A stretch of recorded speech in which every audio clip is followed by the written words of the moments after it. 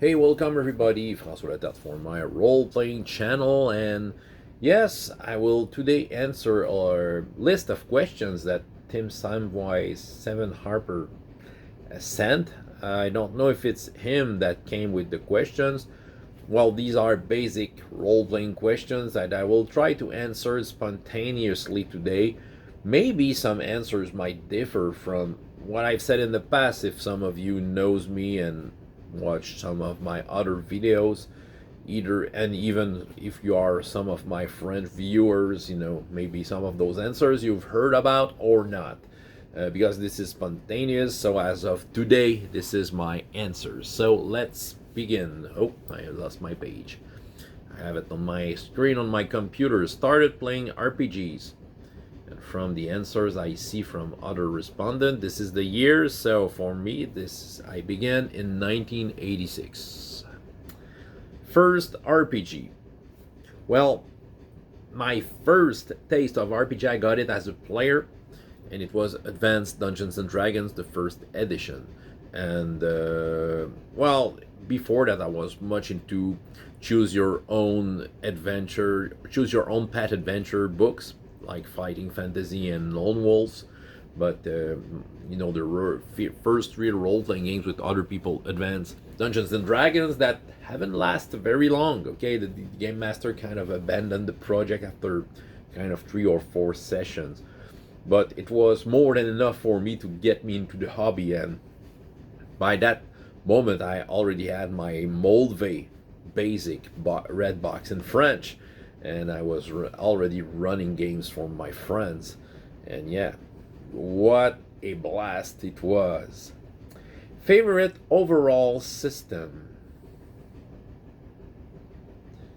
Well, sometimes there are those questions with your favorite system of all time, favorite overall system. I'm a little divided here. I'm looking at my shelves. So, uh, well, because I would be tempted to say Ubiquity, okay, because of this game, All for One Régime Diabolique, which is probably one of my favorite role-playing game of all time, and I really enjoy the system. Though the other product with Ubiquity system, well, I'm not very attracted to them. No, I'm not saying these are not good products like Leagues of Adventurers or Hollow Expedition, okay? But this is the only setting that I really enjoy with. But I do really enjoy that game system. So if let's say I'm getting a second thought on the overall system, and like I said, this is a tough question. Let's say the D6 system has a special place in my heart. The West End Games classic Star Wars system. I really enjoy it. I'm not playing it right now. Sometimes I might come back to it, but I'll see the other questions. I have not looked the other questions yet. I'm giving myself my surprise, but I'm divided between the D6 system because I do own in my head that system. I can really run it from the back of my head. But it's either Ubiquity or D6 system. Let's say two answers here. Favorite setting? Well, that will be this one. Okay. I'm a big Musketeer fan. Always have been. Since I was a little child, I was always fascinated. That my first taste of the Musketeers were the Richard Lester's movies from the 70s with Raquel Welch and Faye Dunaway and what is his name? Christopher Lee.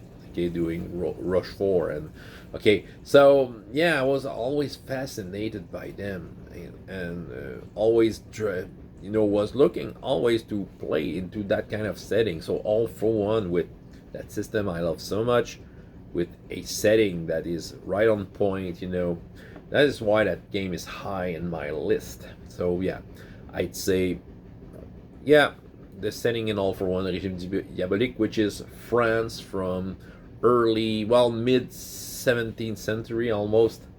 Okay, least favorite mechanics. Well, I don't know, Um, least favorite mechanics. What question this is? I'm not used to, I can. Uh, the, okay, I have to think about a game mechanic when I come across and I say, well, I don't like that mechanic. I don't enjoy it. Well, recently I have I have talked a lot about the initiative system, classic initiative system from third edition, and many games that came a little before and after. But I I have found a name for it. This is carousel initiative. Okay, so you roll your initiative. Well, there's some sort of a carousel initiative in that, but nevertheless, you have your position in a round, and the carousel goes around, and your horse you're sitting with will pass in front of your mother who wants to take a picture. That is where you can act. And I with time, because I've played a lot of role playing games using them, and I will probably in the future play role playing games that uses that, and I will get on with it. But if I can use another type of initiative, I would be glad, because I find this initiative a little boring. Okay, this is my taste, but because, well, you, you kind of lose attention when it's not your turn, unless you're a very invested player. Okay, I think I'm an invested player, because when I'm a player into that, I'm really interested by what the others are doing. But otherwise, I often see players just having their minds elsewhere, up to a point where their number is coming up, and it happens often that the players are not even ready to decide what they want to do. So it kind of slows down the game, the combat, and you always have those players who are saying, are those pants blue or red? Asking that sort of question, where just roll the dice, just roll the darn dice. But okay, so I'm working on different types of initiative. I don't remember if on this channel I've made a video on the my favorite type of initiative, but I have found out a type of initiative that I really enjoy, and trying to implement it on as many games as I can. Some games won't fit with that game system, but nevertheless, if you want to know, I won't make a lecture on my initiative system. I can check out if I made a video on that if you're asking. So carousel initiative might be one of those least favorite mechanics. Most played RPG. Most played RPG. Probably Star Wars D6.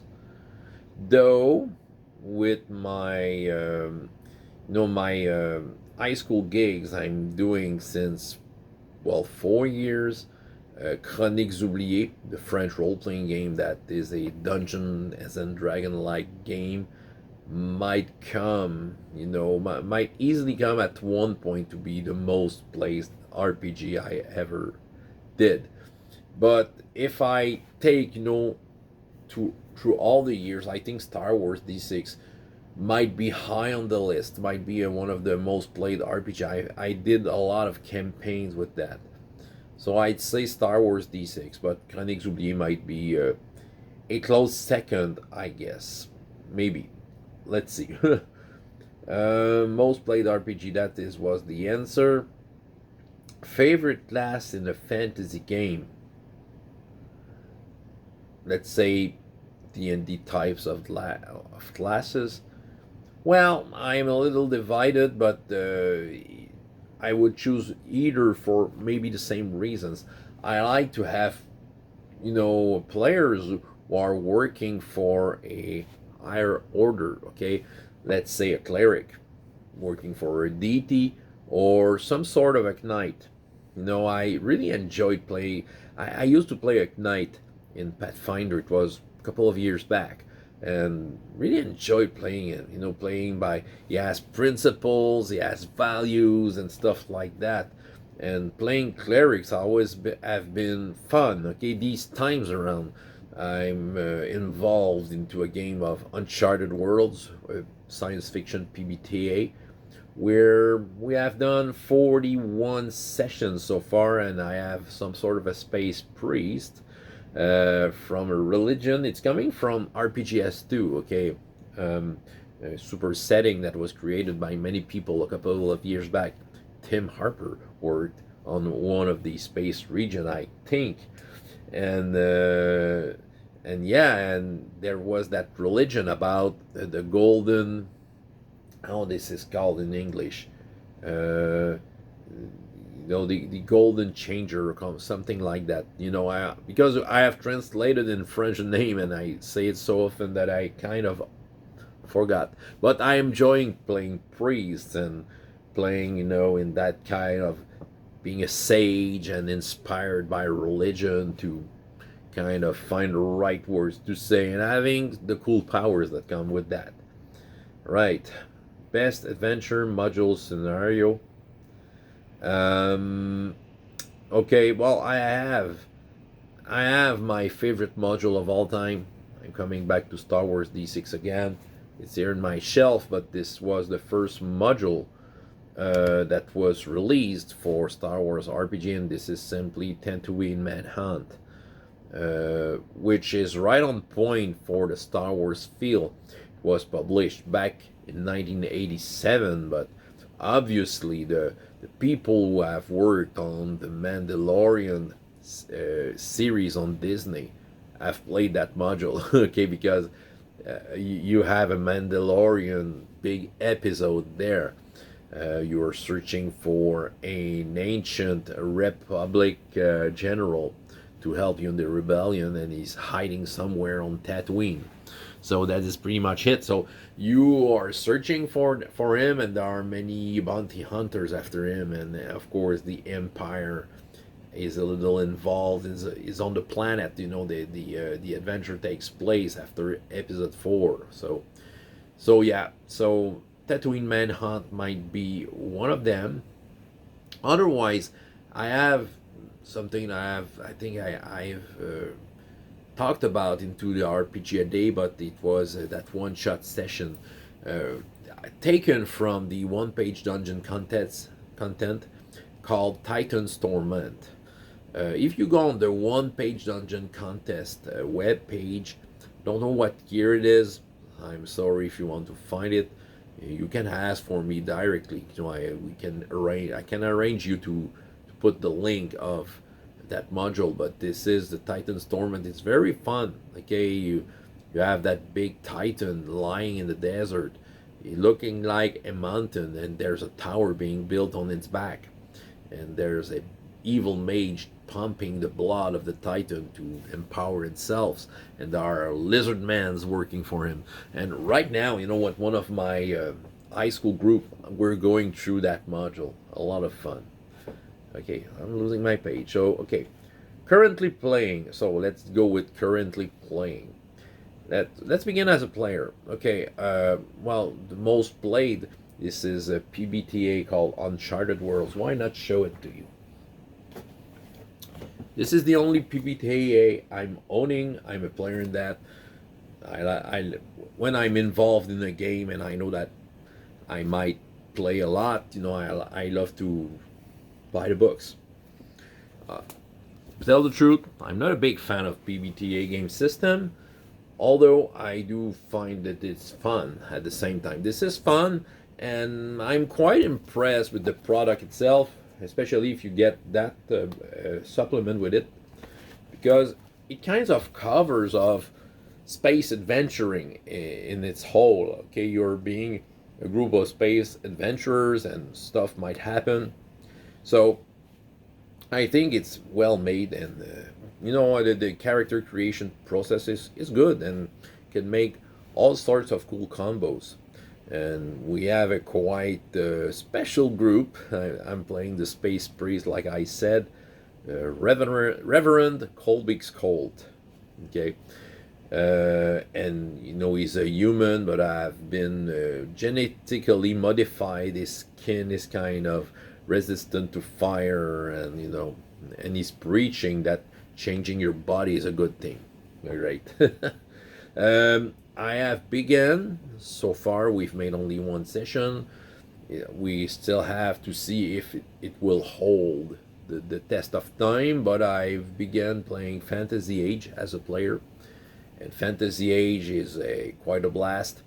I really love that game system. Okay, so far we only made one session, and I was looking forward to try this. I already read a little about that game before in the years before, so I'm glad to get into it. I decided to play a mage who's he's good with air elementals and who's also illusions so far, because when I will when I will graduate with levels, it will get better. I might learn some other tricks, but yeah, so far I like that. So as a player, these are both games. As a game master, I don't have a kind of real game of my own. I have lots of games though, so I can consider that as real games. So let's talk about high school gigs. I have three groups. I'm using Chroniques Oubliées, so the D&D type game that I really enjoy. I really like the way the game is made, and it's easy to run with teenagers and under those circumstances, because I don't play long sessions with them. Okay, I have two groups that we're running about 50 minutes, not more than that, and one group that it's 1.5 hours per week. So Chroniques really helps me make this alive, and with a rule system that is easy to grab, easy to house rules. I'm really into house ruling and making judgment calls. Otherwise than that, I have currently a D&D 5 game with my son and two of his friends, though we don't play it much often. I have a hard time finding a right spot and being regular, because it's hard to put that into my free time at home. It's the same for my daughter, which has a Hero Kids game that's been going on for 2-3 years now. Yeah, you hear my washing machine. I'm waiting for it to put that in the dryer. So yeah, so I'd like to be more regular, really, but it's hard to find a spot, because I'm doing that during the weekend, and I'm pretty busy in general during the weekend. And I can also add on the top of that, when I'm doing sessions in my job, the library. So I'm doing library activities. Through all of them, I have some role-playing sessions scheduled. So far, I've done some Chroniques Oubliées again, the mini version. So this is a very light version. Another French game called Tranchons et Tracons, very interesting game. Hero Kids. A game called Conte de Noël, Christmas carols. Let's say when Christmas time is there, that's pretty much hit. Yeah, I'd say. And yeah, another game called Sodalitas. I don't know if in English I say it right, but this is a game well fit to play with big groups. Okay, I can make a role playing session with a whole class. With 25 kids. They're all in team with one character, and they decide what the character are doing in this place. And this is a very amazing game for that. I wasn't really believing it before I tried it, but the way the procedures are made is that you can really handle a big group. It's really amazing. So I really love this game for that. Okay, this is not a crunchy game. It shouldn't be with big groups, but it works well. Okay, narratively, you can have some thrills running this game. Right. Least favorite RPG. Uh, Least favorite RPGs. Yeah, it would be too easy to talk about Dungeons and Dragons 5th edition. But it's not that I don't enjoy any of it. You know, there are parts of it that are quite cool, but I'm not at ease with the game, and I'm trying hard to especially with the kids to show that there's something else than Dungeons and Dragons. Because unfortunately, in my opinion, and that is how the market works, but you know, if you want to get yourself easily into the role-playing game world, well, you go to the store and you'll see that game, Dungeons and Dragons. But well, if you are experienced with role-playing games, you pretty much know that this is not the only game available. There are so many other games that are, well, better for other types of venturing and all of that, you know.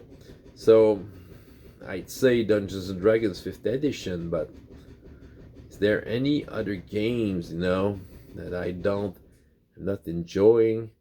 Um, well, let's say diceless game. Okay, I do think that rolling dices or even using cards, you know, to generate randomness, for me it's part of the experience. It's part of my pleasure. So if you talk to me about a game that doesn't have that at all, uh, I might be less interested. I don't say that I won't enjoy it, okay, because I'm enjoying gaming in general. Okay, I enjoy a lot of board games, so there are also all sorts of game mechanics, and I will try to get into it.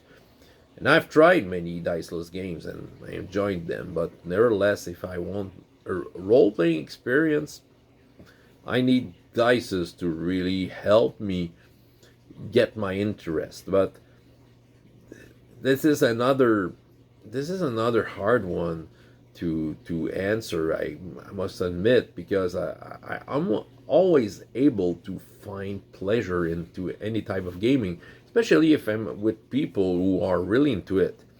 Okay, let's say, okay, I was not a big fan of Pathfinder when I was playing it back then, but you know, I found my fun because I was with all surrounded by players who was enjoying it.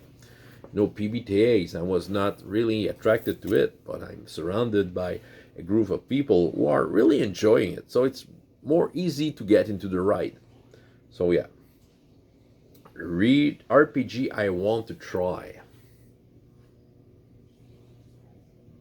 Well, this is a hard one. Probably I've answered something. I have the time to think about it in RPG a day, because I don't have big needs for RPG I want to try. You know, I'm taking from the angle of something I have never played. I'd say one game from my favorite game author called the Grumpf. Maybe you've heard me talk about this guy in the past. Just trying to find one of his books. Companion. I don't want a companion. I want the main book. Sorry for the little delay here. I think I got it. Yes. I think there's a French version called Gallant and Bold. Ah, yeah. I saw something else. So Cœur Vaillant, a Northstar type of game. Very inspired by it, but with some original things that make it more modern and more easy to kind of follow in the rules. Another game here that I've okay, from Orion Games, which are the publisher of Advanced Fighting Fantasy, a game that I really enjoy. They've made Humanish, okay, which is powered by the Phase Rip system, the same system as Marvel superheroes. But here you play vampires, werewolves, that kind of dudes, and I'm not a fan of vampire, not at all. You know, Vampire Masquerade never has been something I was looking forward to. But this might be my entry point into that kind of world, because I love the game system, and this is pretty much free of any kind of setting and background and lore. which I wouldn't be able to follow for the vampire world, so I could create my own version of what are vampires and what are werewolves and their lore. So there's a lot, many freedom into that. So this is one I want to try. And recently I was looking a little bit at Cortex Prime. Yeah, that might be a game I might want to try. I have the classic Cortex here. Cortex Prime looks nice. And one last, maybe the Cipher system. I'm not interested in Numenera, which is very popular, but I really want, I'd like to try the Cipher system just like that, just to see how it feels. Well, lots of good reviews on that. So this is some titles. I might have some others, but favorite RPG artist? Well, the Grumph, obviously. The Grumph, John Grumph, which is not his real name. This is a name he decided to take on. I think the guy is, he has the same name as me. I think he's called Francois. From what I've heard, I haven't asked much because I don't know him personally per se. We have some exchanges on Discord. Very nice guy, but I know one of his close friend, and that's what he told me. He has the same name as me. What I do appreciate about this guy is that, well, he is his own publisher. Okay, he writes the book, he makes the illustration, he playtests with, he has a team of playtesters. He makes his own publishing. He is his own publishing company, and I do find his games amazing. One thing that strikes me about his books is that I really love reading them. See, once in a while, you can read role-playing game books. Sometimes it's not written to be enjoyable to read. This is a technical manual with rules and stuff like that. And Grumph, he's much into it. He really writes well. It really appeals to me the way he writes, and I really love his game system and the way he sees role-playing games. And by reading a couple of his books, I can really see the touch of that guy coming from one book to the other, a game system that he has made into a game, and you see a more recent game that you see the same game system but with another twist. And yeah, he's making a lot of experiments with role-playing games, and that's pretty cool. I really love what he's doing, and his games, I really love them so far. Favorite, last question, favorite, this is a long video after all. Favorite RPG book cover art? Hasn't changed much in the years. I think I will show something, once again, something from Star Wars D6 role-playing game. Okay, well, this is not an original art. Okay, they took a promotional poster from the 70s to put on that book, but that image talks so much. It already tells you what you will find in this book, what kind of adventure that will emerge from playing this game. Right, I've made all of the questions. I might answer it, in written form, just putting the titles there. But yeah, I did want to share that with you while waiting for my washing machine to stop. So it was a pleasure to be with you guys, and this will be an exclusive video in English. I don't think I'll make the French version of it. So yeah, thank you for watching if you have got to this point. François Letarte for my role-playing channel, and up to next time, I hope you have as much fun in your life as in your games. Goodbye.